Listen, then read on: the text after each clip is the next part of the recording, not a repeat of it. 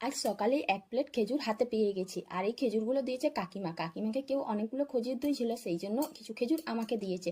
এগুলো দেখেই মনে হচ্ছে সকালের পাড়া, খুব সতেজ খেজুরগুলো। একটা টেবিল ফ্যান পুরো পার্টস খুলে একাকার করে দিচ্ছি। কেন বলো তো, আজ কিছুদিন হলো এত গরম পড়েছে যে টেবিল ফ্যান আর সিলিং ফ্যান এই দুটো ছাড়া চলে না। কিন্তু এদিকে টেবিল ফ্যানটা স্পিডটা হঠাৎ করে কাল থেকে কমে গেছে।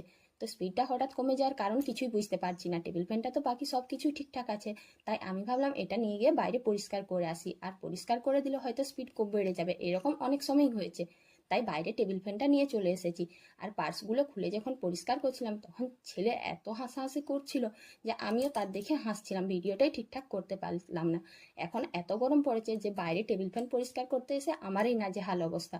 তবুও শেষমেশ টেবিল ফ্যানটা খুব ভালোভাবে পরিষ্কার করে দিলাম, আর সেটিংও করে দিলাম। এরপর সব পার্টসগুলো সেটিং করার পর একটা আরাম সহকারে দুপুরে ঘুম দিয়ে বিকেলে ছেলেকে নিয়ে ছাদে চলে গেলাম। ও একটা রকেট উড়িয়ে